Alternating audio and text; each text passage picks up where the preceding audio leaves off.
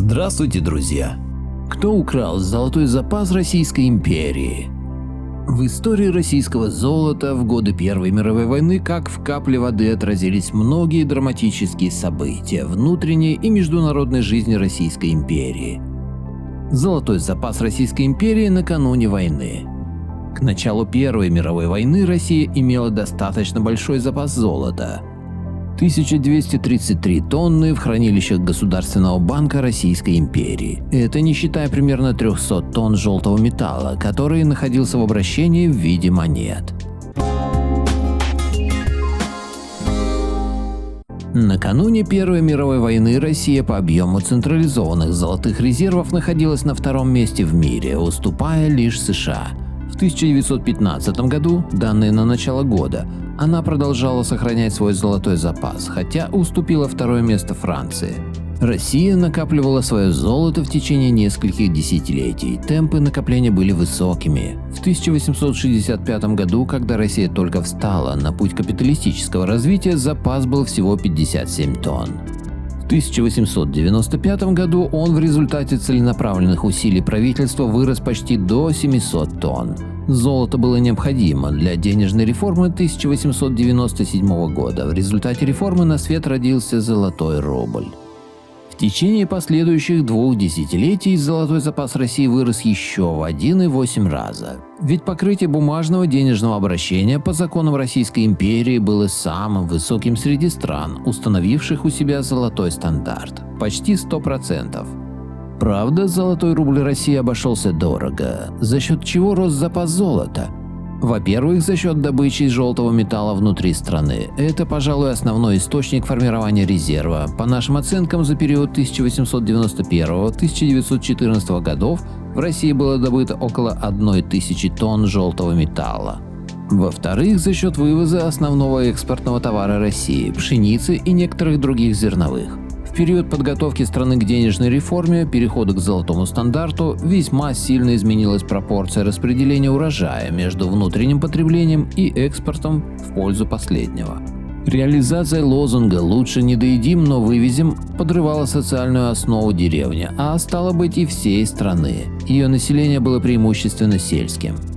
В-третьих, за счет привлечения золота из-за границы в виде займов. Это резко увеличило внешнюю задолженность России, прежде всего перед Францией и Великобританией, и вывело ее перед Первой мировой войной в разряд главного должника. Перед Первой мировой войной Россия имела самый большой внешний долг в мире. Меры правительства по сохранению золотого запаса после начала войны. Первая мировая война крайне осложнила возможность обеспечения бумажно-денежной эмиссии централизованным запасом золота. В эти годы уже не приходилось говорить о 100% покрытии выпуска кредитных билетов золотом. Несколько раз в течение войны пересматривались нормы покрытия денежной эмиссии золотым запасом. За 1915 и 1916 года эмиссионное право Государственного банка расширялось 4-жды. В результате такой либерализации эмиссионной политики объем бумажных денег, выпущенных за годы войны, увеличился почти в 4 раза. А покупательная способность рубля в начале 1917 года составляла менее 1/3 от уровня начала 1914 года. Обеспеченность бумажных денег золотом ко времени февральской революции 1917 года составляла в лучшем случае 13%. Все это способствовало превращению Государственного банка в своеобразную эмиссионную фабрику, полностью свернув операции на рынке коммерческого кредита. В отличие от центральных банков других европейских стран, в России Государственный банк находился под непосредственным руководством Министерства финансов, что облегчало задачу трансформации его в орган финансирования военных расходов. Несмотря на взятый курс по наращиванию эмиссии, денежные власти не отказывались от мер по сохранению и централизации золотого запаса в Государственном банке. Наиболее важным из них были следующие. Прекращение размена бумажных денег, кредитных билетов на золото. 27 июня 1914 года императором Николаем II был утвержден закон о приостановке размена кредитных билетов на золото. Прекращение размена бумажных денег на золото в это время было проведено во всех ведущих странах золотого стандарта, за исключением США. Меры против утечки золота за границу по частным и коммерческим каналам. Среди них ужесточение норм выдачи иностранной валюты при выезде частных лиц за границу, введение контроля за внешнеторговыми контрактами, оплата которых требовала иностранной валюты и тому подобное. То же самое сейчас в России происходит. Отказ от поддержания валютного курса рубля с помощью золотовалютных интервенций. Обращение к населению делать взносы золотом в монетарной и немонетарной формах для нужд войны. Под влиянием призыва к населению начались патриотические взносы с золотой монетой и золотых изделий как в дар на нужды войны, так и в обмен на кредитные билеты, что обеспечило увеличение поступлений на счете золота Государственного банка в монете, слитках и ассигнациях. Вместе с тем указанная мера имела ограниченную эффективность, так как большая часть золотых монет, находившихся в обращении до войны, в течение короткого времени оказалась в руках населения и была тезаврирована. Закупки золота у добывающих компаний и населения. Наряду с добычей золота проводилась покупка золотых слитков за иностранную валюту по паритету с удержанием 8% комиссии, а несколько позже была установлена премия в 30% за золото, поступающее в казну от золотосплавочных лабораторий и монетного двора. Привлечение иностранных кредитов и внутренних займов для финансирования военных расходов, а также отчасти для наращивания позиций золота за границей. Меры по стабилизации денежного обращения в условиях военного времени. В годы Первой мировой войны внешняя задолженность России продолжала увеличиваться. Получаемые из-за рубежа новые кредиты использовались не только для финансирования военных расходов.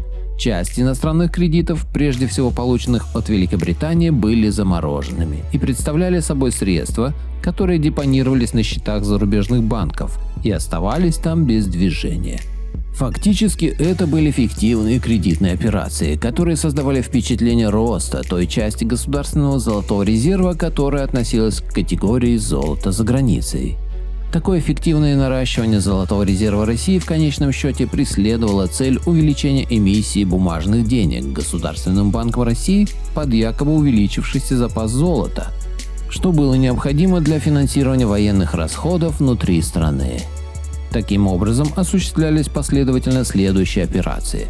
Перевод из России физического золота в Великобританию в качестве залога, предоставление Великобритании и России под залог полученного золота целевых кредитов для наращивания объемов золота за границей в кавычках, эмиссия Государственным банком Российской империи дополнительного количества бумажной денежной массы с учетом якобы увеличившегося золотого запаса страны. Мы им золото, а они нам бумажки. Указанные операции носили достаточно секретный характер, что позволяло поддерживать иллюзию как в России, так и особенно за рубежом надежного обеспечения российской валюты золотом. Подобного рода схема была навязана России и Великобритании и имела такие неприятные последствия, как увеличение внешнего долга страны, уменьшение государственного запаса физического золота, обесценивание российского рубля на внутреннем денежном рынке. Внешнее обесценение рубля происходило существенно медленнее. Поддержание его относительно высокого курса на международных рынках способствовала иллюзия значительного увеличения золотого запаса России. Сейчас также Россия пускает пыль в глаза и говорит, что якобы золотой запас все увеличивается и увеличивается, а на самом деле физически золото давно вывозится в Англию. В результате вывоза физического золота и полученных от союзников в кавычках кредитов статья золота за границей в балансе Государственного банка увеличилась и составляла в миллионах рублей. На 1.07.1914 – 143,8. На 1.01.1915 – 172,5.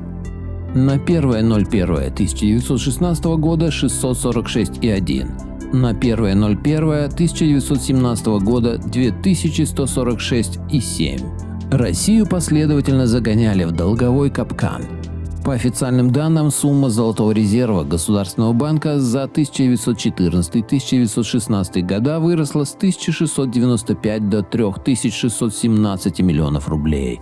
Однако, если в начале этого периода на золото за границей приходилось несколько процентов, то в конце периода около 2/3. Золото России начинает уплывать на Британские острова.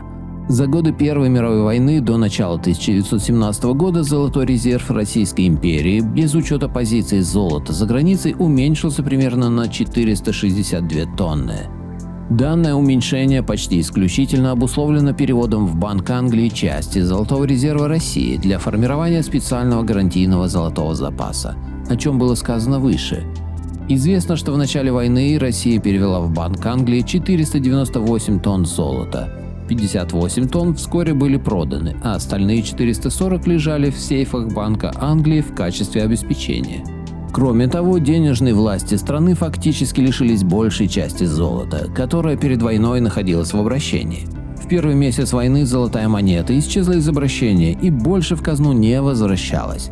К 1 января 1917 года на руках граждан, по оценкам Государственного банка, оставалось золотой монеты на 436 миллионов рублей, что в пересчете на чистое золото эквивалентно 337 тоннам металла.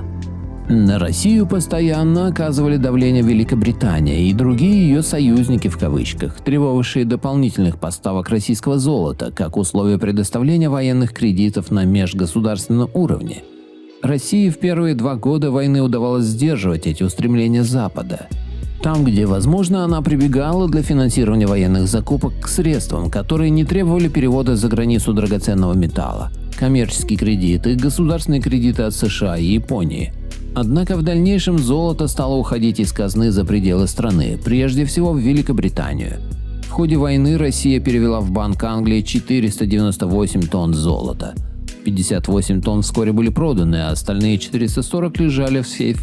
По данным советского историка Сидорова, поставки золота в Англию осуществлялись в декабре 1915 года, в июне 1916 года и феврале 1917 года.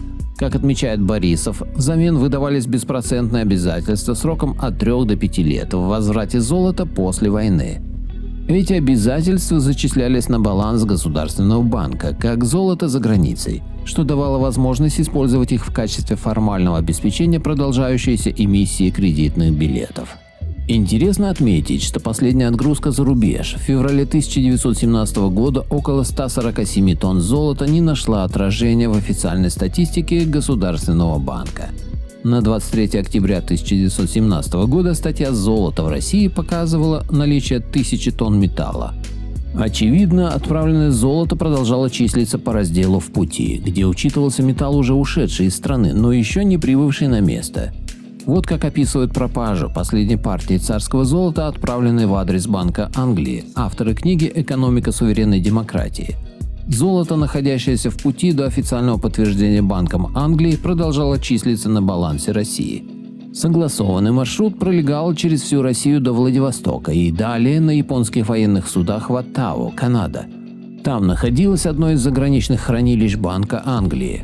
Банк Англии перепроверял получение золота и давал подтверждение в Россию. Только после этого Государственный банк переносил соответствующую сумму из графы «Золото в России» в графу «Золото за границей». Золото, отправленное из Владивостока в ноябре 1916 года, добралось до Оттавы в августе 1917 года. Но еще 8 октября 1917 года на балансе Государственного банка значилось золото на 189,5 миллионов рублей.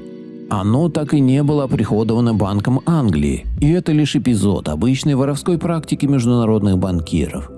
По некоторым данным, в Великобританию в начале 1917 года было также направлено 5,5 тонн личного золота Николая II в банк братьев Берингов. Первая партия золота в Великобританию была направлена из Архангельска в Ливерпуль на транспорте «Мантуа». В дальнейшем из-за риска потопления транспортов германскими подводными лодками золото для Великобритании стали отправлять через Дальний Восток. Тем более, что Великобритания определила конечным пунктом назначения золота не Британские острова, а Канаду, где у нее имелись свои хранилища. Следует отметить, что часть золота, предназначенного для Великобритании, была на Дальнем Востоке перехвачена, точнее захвачена Японией, и до пункта назначения так и не дошла. Маршрут следования золота. Хранилище Государственного банка, европейская часть России. Далее по железной дороге через Сибирь до Владивостока. Далее через Тихий океан на зафрахтованных военных судах Японии до Ванкувера, Канада, или Сан-Франциско, США. Далее до Оттавы, одной из заграничных хранилищ Банка Англии, или через Северную Америку до Восточного побережья. Далее до Ливерпуля или Лондона, хранилища Банка Англии. Для получения более полного представления о движении имперского золотого запаса в период с августа 1914 по октябрь 1917 приводим таблицу, которая была представлена русским эмигрантом Петровым в его материале, подготовленном в 90-е годы прошлого столетия, и в которой все показатели выражены в стоимостных единицах, золотых рублях и фунтах стерлингов. Таблица 3. Как видно из этой таблицы, общий стоимостный объем вывезенного за границу золота за указанный период составил 643,36 миллиона золотых рублей, что, исходя из официального золотого паритета российской валюты, эквивалентно 498 тоннам чистого золота. Другие зарубежные маршруты русского золота. Царское золото в качестве залога, согласно некоторым источникам, также направлялось из России в США. По данным профессора Сироткина, с конца 1915 года до конца 1916 года царское правительство отправило в США несколько партий золота в качестве залога для закупки оружия и бездымного пороха, которые так и не были поставлены в Россию. Причем для поставок пороха планировалась компания DuPont Chemical построить завод в штате Коннектикут. Основная партия золота для США, по данным Сироткина, оценивалась в 40 миллионов фунтов стерлингов, что в пересчете на вес составило более 500 тонн металла. У нас есть сомнения относительно факта отправки золота, тем более столь большой партии в адрес США. Например, Сидоров в своем фундаментальном исследовании о финансовом положении России в годы Первой мировой войны вообще не упоминает факта отправки желтого металла в США. По его версии, для финансирования закупок пороха и оружия в США использовалось залоговое золото, находившееся в Великобритании. Согласно большинству источников, США были не конечным получателем золота, а транзитной территорией, через которую золото из России направлялось в адрес Великобритании, Банка Англии. Не исключено, что часть золота, адресовавшегося в Великобритании, в дальнейшем действительно попадала на счета американских банков и компаний, вторичное перераспределение российского золота.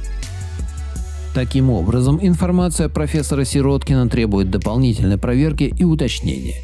Еще раз отметим, что начиная с 1915 года почти все золото за рубеж вывозилось через Дальний Восток, где японцы контролировали морские коммуникации.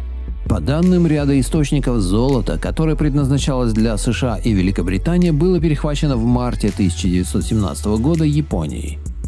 Последний золотой эшелон в США и Англию полностью был захвачен Японией и вывезен в порт Майдзури, Япония, на крейсерах Касима и Катори, как военный трофей. Хотя Россия и Япония в марте 1917 года не воевали. Следует иметь в виду, что какая-то часть царского золота, которая отправлялась за рубеж через Дальний Восток, судя по всему, не была до революции 1917 года отправлена за пределы России и осела в хранилищах Государственного банка Российской империи в его отделении во Владивостоке. Однако в конце концов это золото ушло за рубеж. Это произошло уже в годы гражданской войны и интервенции. Кроме того, надо иметь в виду, что еще до начала войны Россия имела на счетах в банках Франции значительное количество валютных средств в золотых франках и других золотых валютах, золото за границей. Более того, буквально за месяц, предшествующий началу Первой мировой войны, Россия успела перевести свое заграничное золото из германских банков во французские. С точки зрения России, перевод заграничного золота именно во Францию был разумной акцией, поскольку Париж рассматривался главным нашим союзником в ожидавшейся войне. Но после начала войны союзная Франция ввела так называемый мораторий на использование этих валютных ценностей, опасаясь, что Россия не будет выполнять своих обязательств по погашению и обслуживанию французских займов. Фактически так все и произошло. Заграничное золото России во французских банках было использовано в основном не на закупку оружия и снаряжения, столь необходимого русской армии, а на уплату процентов французским рантье еврейской национальности. После февральской революции Временное правительство также успело внести свою лепту в вывозе золота за рубеж. Буквально накануне Октябрьского переворота оно отправило партию золота в Швецию для закупки оружия на сумму 4,85 миллиона золотых рублей, то есть около 3,8 тонн металла. Золотой запас России накануне Октябрьского переворота 1917 года. Общее представление о том, какое место занимало вывезенное за рубеж золото в общем запасе золота России, дает таблица 4. Как видно из таблицы, доля золота за рубежом в общем запасе золота России в годы войны вплоть до Октябрьской революции 1917 года неуклонно увеличивалась и достигла более 2/3. По состоянию на 1 января соответствующего года, кроме последнего столбца, в состав золотых резервов включено не только металлическое золото, но и валюты стран золотого стандарта. Столь резкое увеличение объемов золота за границей в рассматриваемый период объясняется, вероятно, тем, что в него включены суммы кредитов, полученных Россией от стран Антанты в виде валют. Доля металлического золота в общем объеме золота за границей в конце рассматриваемого периода была, судя по всему, весьма незначительной. После окончания Первой мировой войны золото из Великобритании, США, Швеции в Россию возвращено не было, хотя большая его часть не была использована для финансирования военных закупок. Его попросту украли. Уже после войны советские и британские историки подсчитали, что английская промышленность до марта 1917 года сумела выполнить лишь 25% оплаченных заказов России. Эта цифра также подтверждается в мемуарах Керенского. Остальное золото англичане просто разворовали. А вот что по этому поводу пишет русский историк-эмигрант Петров. Можно забыть о возвращении золота, посланного в Великобританию в 1914-1916 годах. Оно было полностью истрачено на военные припасы, однако значительный интерес для исследования представляет 187 миллионов 800 тысяч золотых рублей, отправленных в Великобританию накануне февральской революции, и 4 миллиона 850 тысяч золотых рублей, вывезенных в Швецию в октябре 1917 года. О царском золоте и царских долгах. Известно, что царское золото неоднократно фигурировало в качестве одной из карт при различных переговорах России. Сначала РСФСР, потом СССР и, наконец, РФ с Великобританией и некоторыми другими странами, которые в годы Первой мировой войны входили в Антанту. Известно, например, что вопрос о царском золоте обсуждался на Генуэзской конференции в 1922 году в контексте урегулирования взаимных претензий Советской России и стран Антанты. Переговоры, как известно, завершились безрезультатно. Запад исходил из того, что отказ нашей страны от долгов царского правительства означал автоматически также отказ от каких-либо наших прав на царское золото. Переговоры Советского Союза с Великобританией по широкому спектру вопросов урегулирования взаимных требований и обязательств, включая проблему царского золота, велись также после Второй мировой войны, вплоть до последних лет существования СССР. Согласно данным печати, в августе 1986 года Горбачев и Тэтчер подписали межправительственное соглашение об этом урегулировании взаимных претензий в области финансов и собственности, относящихся к периоду до 1 января 1939 года. Согласно этому документу, Великобритания сняла свои претензии по царским долгам. Прежде всего имеются в виду государственные облигационные займы, размещенные в Соединенном Королевстве перед Первой мировой войной, на 900 миллионов фунтов стерлингов. Россия же отказалась от требования компенсировать ущерб от британской интервенции 1918-1920 годов, размер которого был согласован на Генуэзской конференции 1922 года на сумму 2 миллиарда фунтов стерлингов. Наша страна также отказалась от претензий, касающихся оставшегося в Великобритании царского золота, на 60 миллионов фунтов стерлингов. До сих пор неурегулированными остаются отношения между Россией и Японией относительно части царского золота, которое предназначалось для Великобритании и США, но было перехвачено японцами и в настоящее время продолжает храниться в сейфах японских банков. Что касается валютных счетов России во французских банках, то от них ничего не осталось уже к концу Первой мировой войны. Франция использовала эти средства для выплаты процентов французским рантье еврейского происхождения по русским займам, которые были там размещены до войны. Автор статьи Катасонов Валентин Юрьевич. Благодарю всех, кто подписался на мой канал и смотрит мои видео. Ссылка на статью в описании. Поделитесь моим видео в соцсетях с родными, друзьями и знакомыми. Люди имеют право знать все точки зрения. Всем спасибо за внимание, буду рад вас видеть на своем канале снова.